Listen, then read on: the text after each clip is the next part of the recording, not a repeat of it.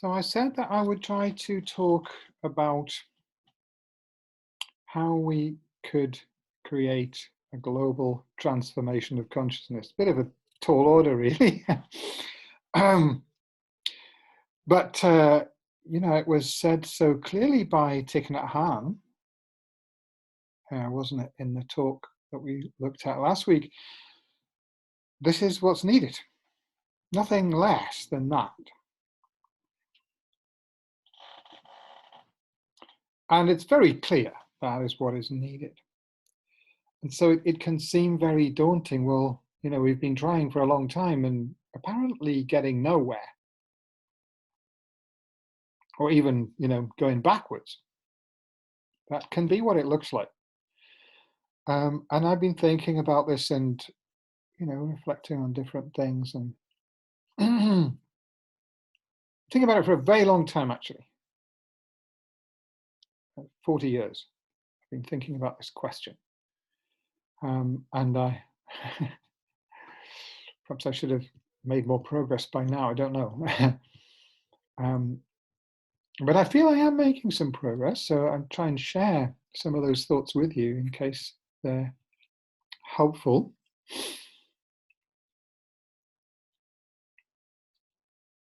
So first of all, just to review that point that this is what must happen, this is what needs to happen. And what does it mean when we talk about a global transformation of consciousness, a shift of consciousness? Because I think there's probably many different ways of looking at it, but two ways of looking at it I think we need to distinguish between and recognize as two different aspects. One is, way we might think about it is just, it's a certain number of human beings having a different way of thinking and different attitudes, different emotional reactions, perhaps, different sense of what is the purpose of one's own life. So one can align one's life with the larger collective project of bringing an end to ecological destruction, if possible, and somehow building a more positive kind of human presence on the planet. All these aspects of one's individual consciousness. And of course, if we, as individuals, recognize that what's needed is, to overcome the challenge of the ecological crisis, insofar as it can be overcome. What's needed, if we feel that what's needed is a transformation of consciousness globally, then of course it's obvious that each of us needs to work on transforming our own individual consciousness. But there was another aspect to a collective global transformation of consciousness. And I want to say a little bit about that, because I think one of the things that can cause a lot of frustration if one is an activist, ecological activist or peace activist or activist for social justice or whatever, is the feeling that it really doesn't matter what we do or say, because the people who are in control are not listening. And that it's those people that need to change. And they're not hearing us. They are going further and further into a destructive mode of acting. And there's some validity to this view, but I don't want to kind of, buy into that view completely, because I think that can be very disempowering, and I don't think it's accurate. It's not accurate that there is some group of people who are in total control, but it is true that there are groups, individuals, institutions, organizations, governments, national leaders, and corporations, and so on, that have a great deal of power, and that their way of acting doesn't respond necessarily to mass kind of call for action. I mean, what example that stands out in my mind is, when I was campaigning against nuclear weapons in the early 1980s, we had a demonstration of 100,000 people, and it was big national news. It was, the government was quite worried about it. We had that number of people. 20 years later, at the in the run-up to the Iraq War, 2 million people turned out in Hyde Park, 20 times the number, to protest against the Iraq War, and it didn't make hardly made the national news at all. I'm not even sure it was reported on, for instance, on the BBC, but it was completely, there was media sort of blackout on that massively important event. The government just, it seems like they've moved to, well, we don't need to take notice of big demonstrations. We can sideline those. We can, just sort of remove that from the discourse of how we're going to decide things. And I think this is happening, increasingly. Now we have fake news. So there is a sense that, and there's some validity to it, that there's some group of people that are in control, and they are not listening, and they could just kind of destroy the world.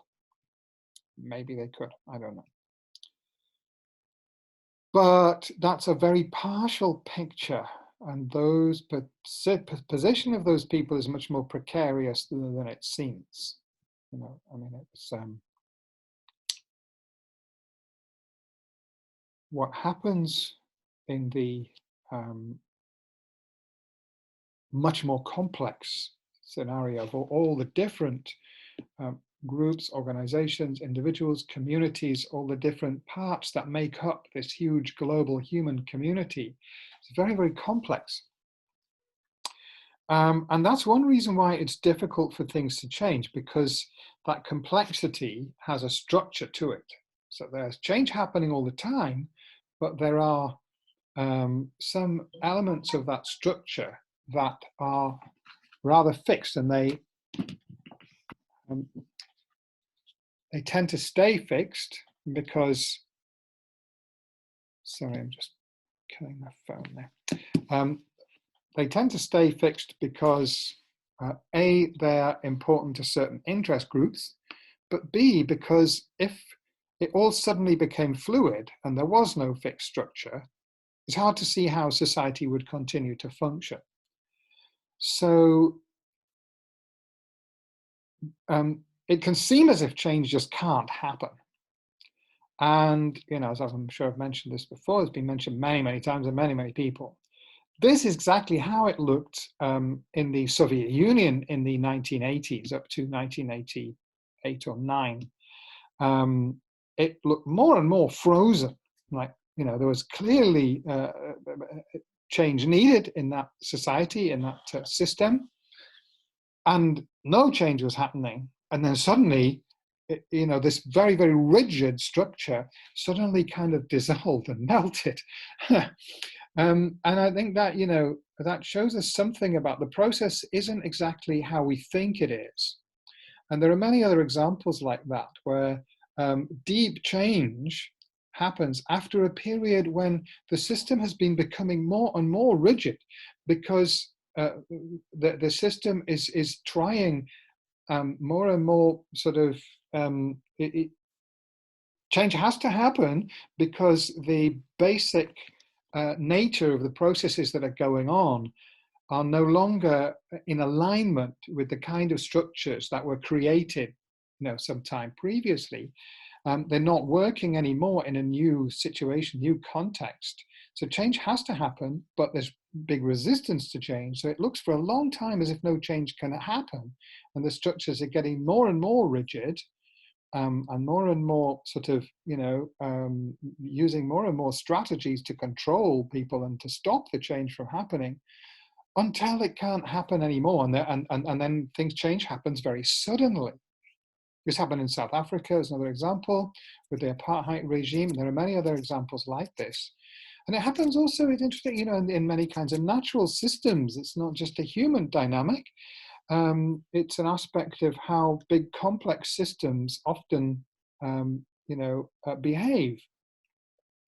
So, a little note of hope there, something that we can explore and look at in more detail. Okay, so we are becoming, some of us, and all of us probably at moments, very kind of disheartened and despairing about the possibility of creating the change that needs to happen, because there is such, powerful resistance on the part of the structures that are in place, that are, that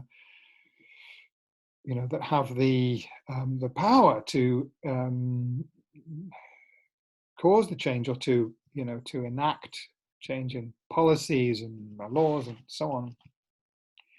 I mean, I'm put in mind, Polly Higgins, who's, one of the sort of great sort of heroes of the ecology movement, and I admire Polly Higgins. She's a lawyer. If you don't know about her, she's an international lawyer, and she had a big campaign to for a international treaty that would make ecocide a crime under international law. It's a great idea. And I remember Polly Higgins saying, there's only 149 people would have to agree to this to make it into a law. Oh, that sounds encouraging.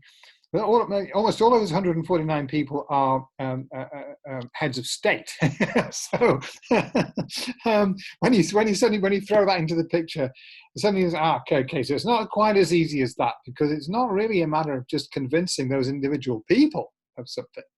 Those individual people can't sign that treaty unless they have a mandate to do so, and that mandate comes from very, very complex sort of political structures that are underneath them.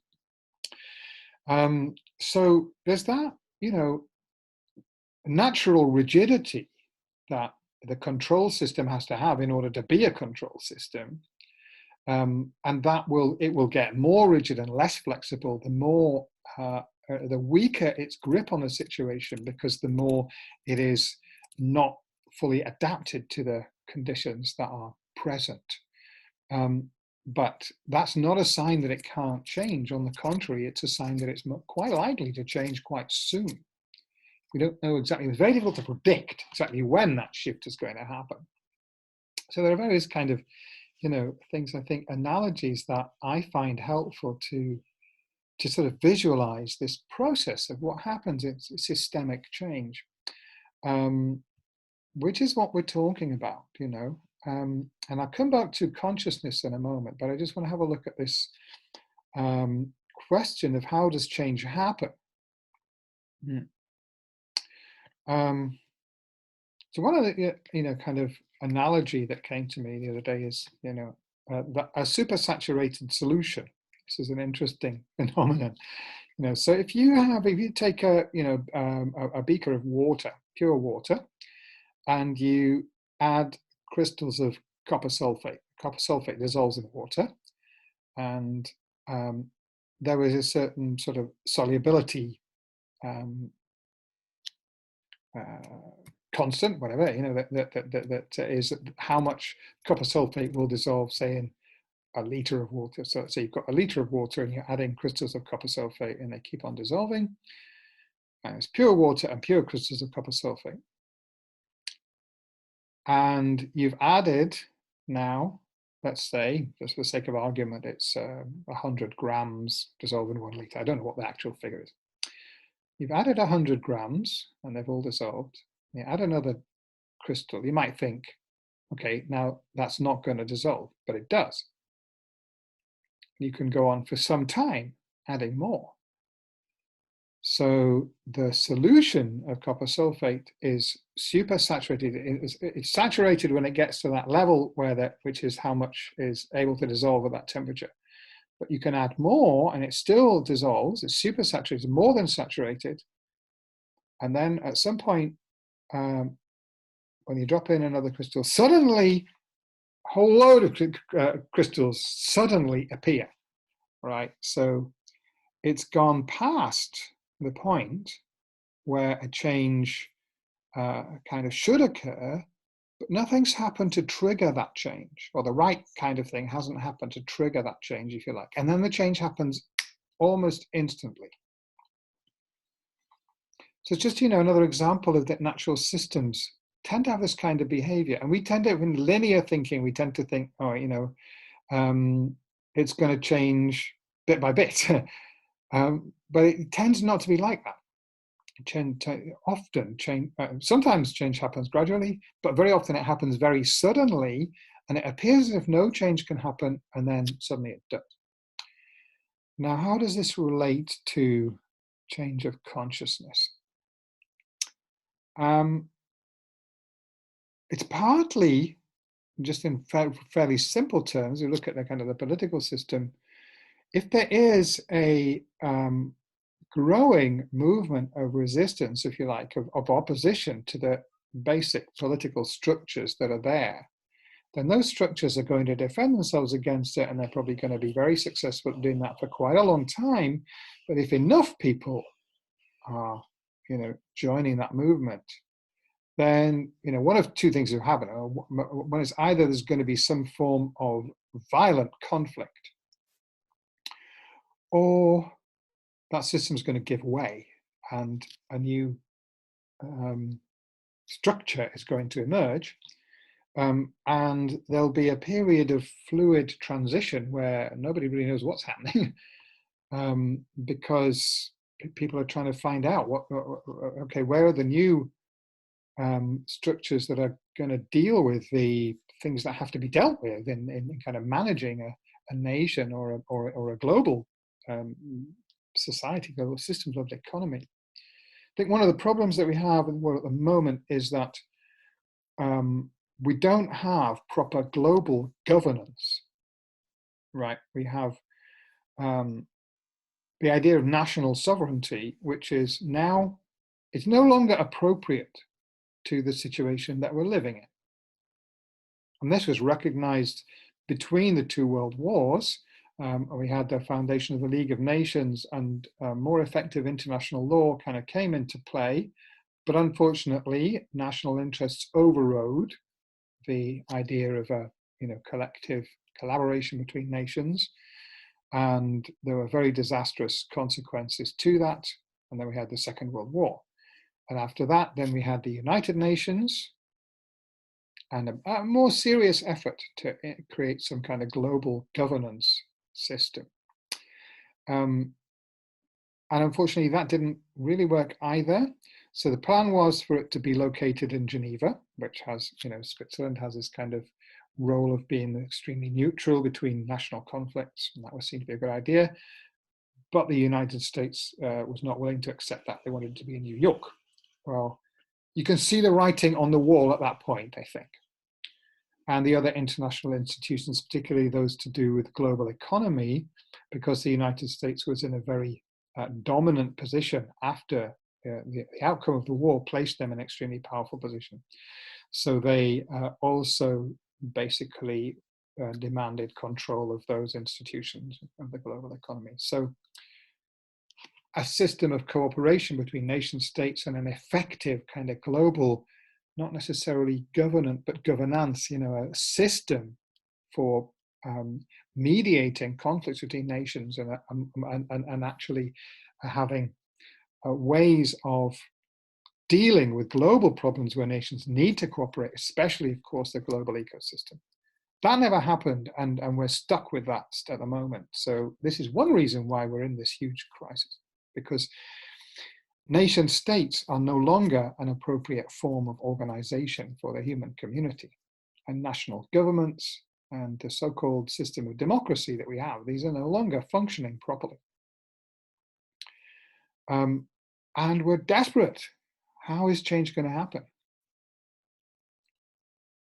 And I think it's happening invisibly behind the scenes. So I apologize for having gone into a lot of politics and other stuff if that's not what you're interested in. I'm going to talk now about consciousness, because, and I've mentioned this before, this process that we're involved in these, weekly sessions, and there are a growing number, rapidly growing number of these kind of things happening, being accelerated by the COVID-19 pandemic, but it's been, growing more and more over the years, especially the technology has made it easier for people to do that at a distance. Now that's suddenly taken off with COVID, where it's the only way that people can get together and cooperate.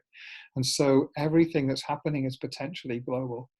Very, very interesting situation. And I'll just give one example. I was on this weekend course with Thomas Hübl on Saturday and Sunday. And it was a big ask for me to go on that course, because I'd been on about 15 hours of Zoom already that week, and it was another 15 hours of Zoom over 2 days, and it was costing me a lot of money. And I wanted to go on it because I thought, this is really, his work is getting very close to the heart of what I think is the most significant thing that's happening in the world today about this global transformation of consciousness.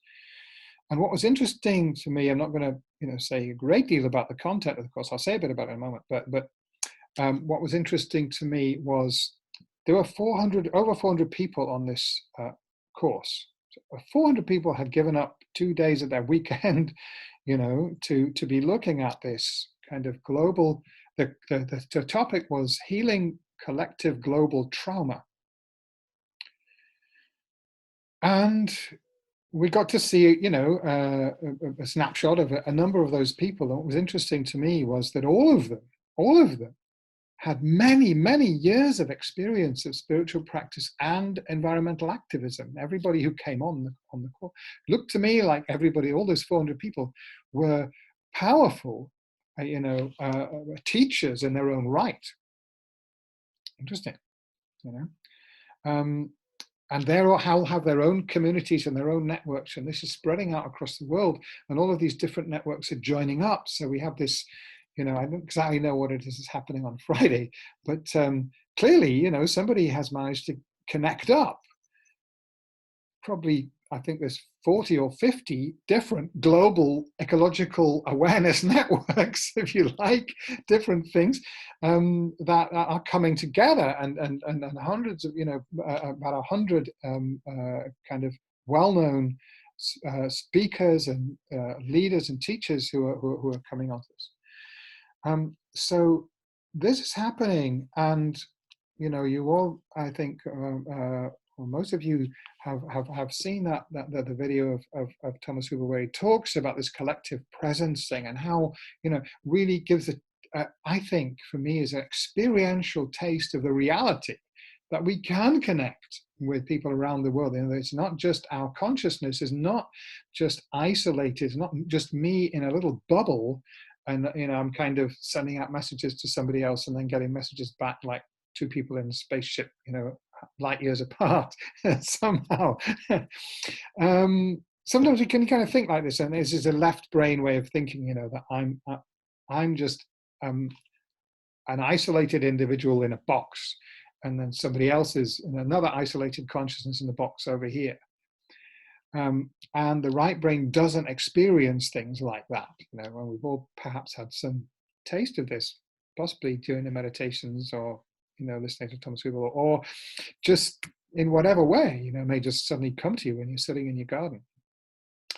That we're not isolated, and there is this collective field of ecological consciousness that is growing very fast and spreading around the world very fast. And so this transformation of consciousness that is happening is not visible on the big screen of the global media. It's happening off the radar of the media, and the structures that are,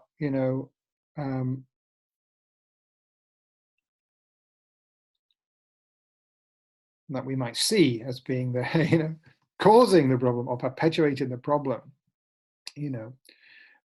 obviously that way of seeing it is a dualistic way of seeing it, isn't it? That it's an us and them way of seeing it. But nevertheless, those structures exist, and they are not responding. They're not even possibly, I don't know if they're aware of this phenomenon, or if they are aware of it, which they probably are, because they're very, the CIA monitors absolutely everything, so they're probably aware that this is happening. Probably think it's not very significant. But what those structures are doing is they are defensive structures that are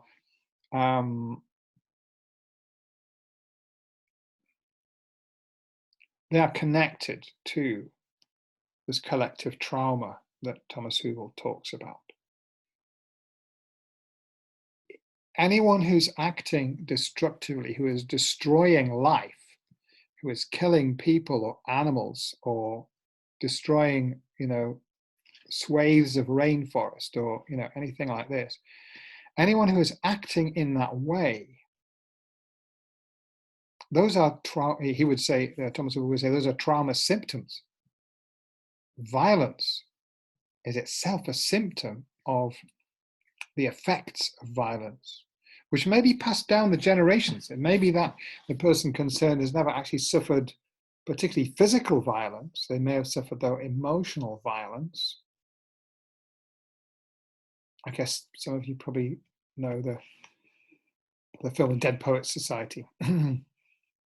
And that's a good example, actually. If you know it, the way that it's about a very posh kind of private school in America, and it's obviously important people would send their sons. I think it's just a boys' school. Yeah, it's just a boys' school, and they're brutalized psychologically by the school, the way the school operates, and obviously also by their parents. As an example, there's just a boy who's absolutely, is a very gifted kind of actor, and he wants to become an actor, and his father is not having it, wants him to go to a military academy, and he commits suicide, and you can really see why he does that. So his father is passing on trauma that he's inherited from his previous generation, and some of the sensitive person there, he's either going to accept that and enter into some form of denial of who he really is, or he takes the choice to do away with himself.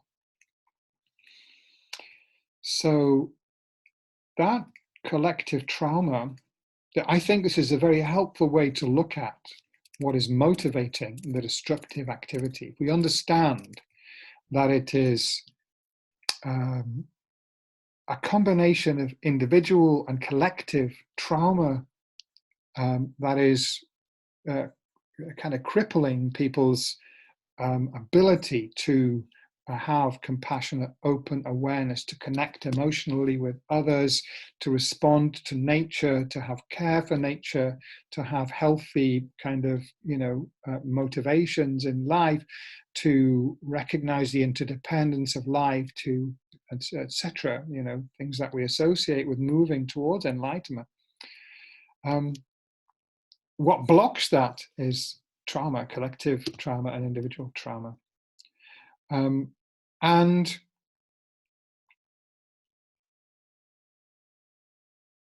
I am talking a lot about Thomas Hübl's work, obviously because I'm very interested, and I've just been having a kind of immersive experience at the weekend in it, and I think it is extremely significant.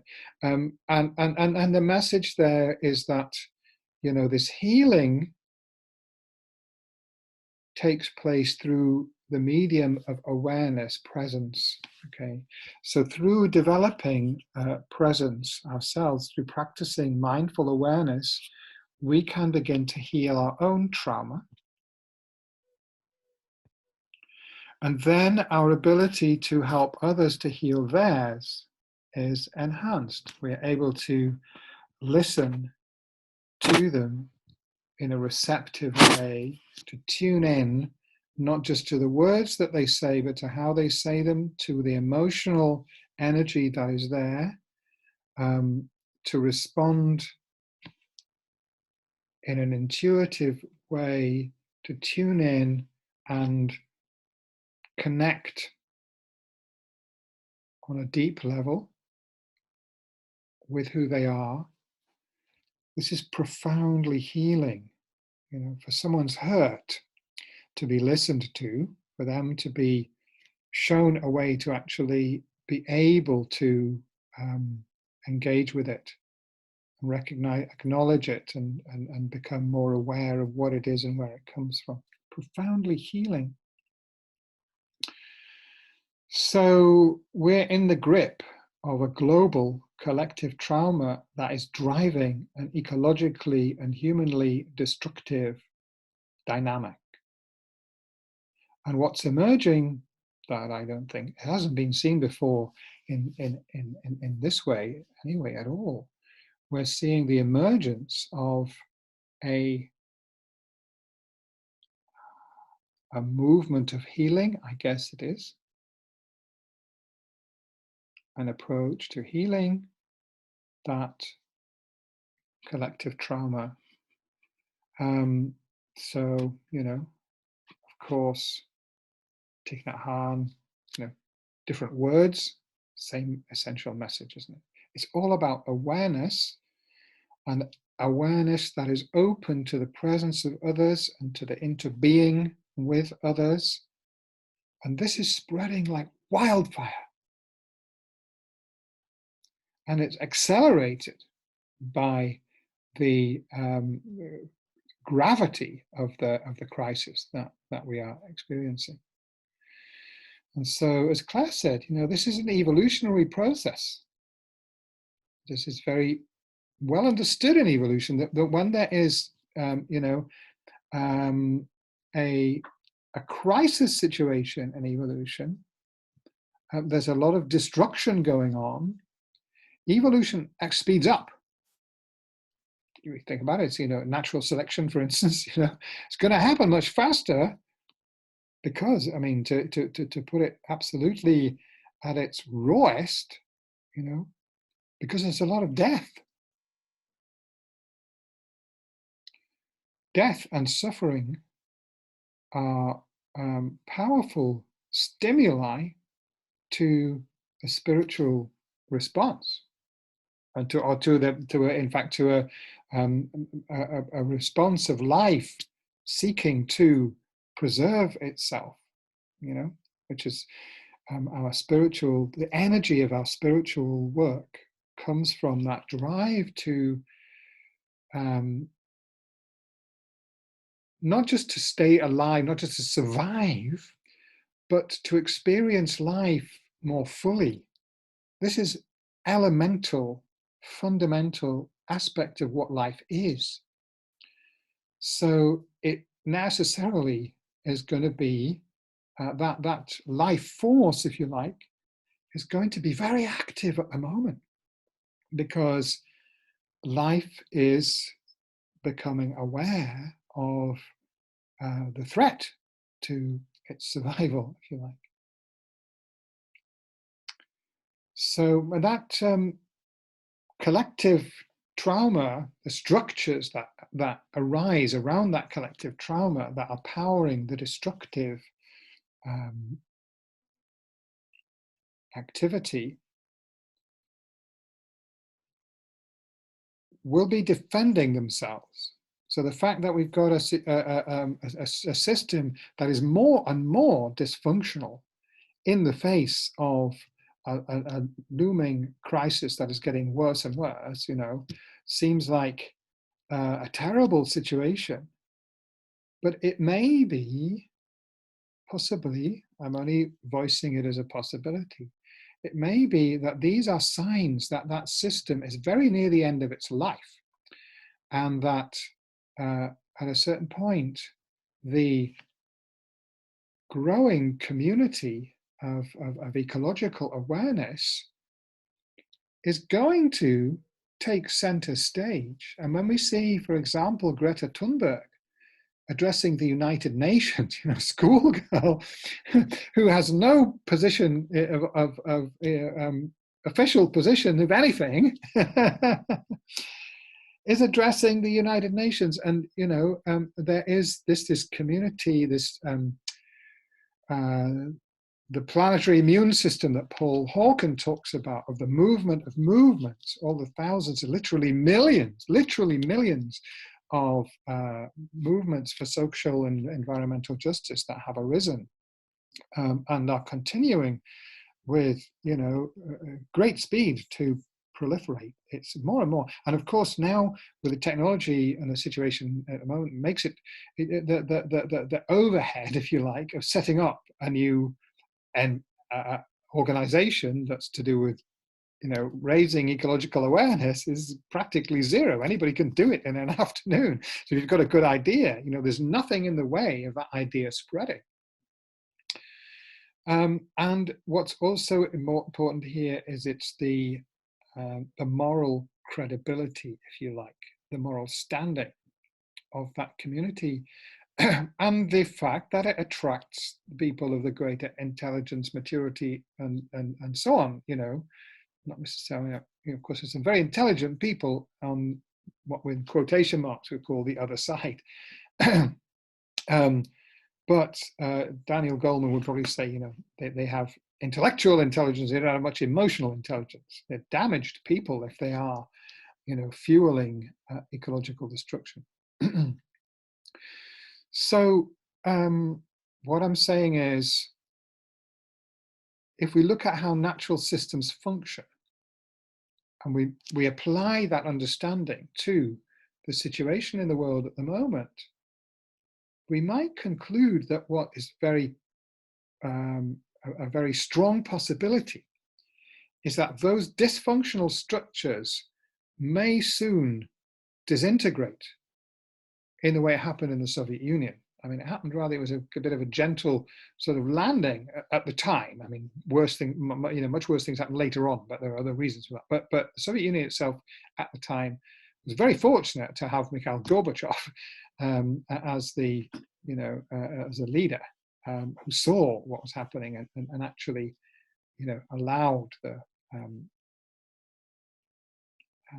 things to become more fluid.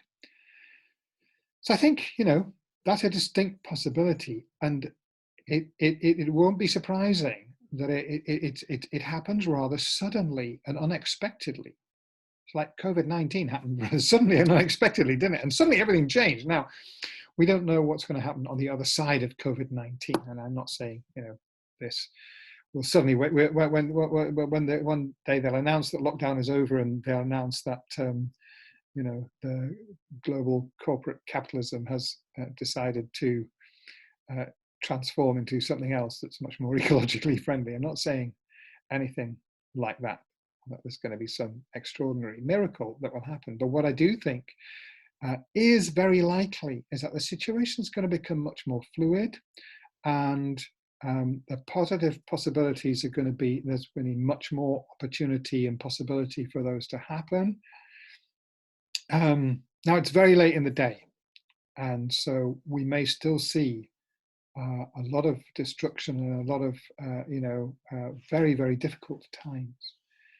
But I think there is reason to hope that this collective consciousness that is in the driving seat now won't be the collective consciousness that is in the driving seat in 10, 20, maybe 30 years' time. It'll be interesting to see.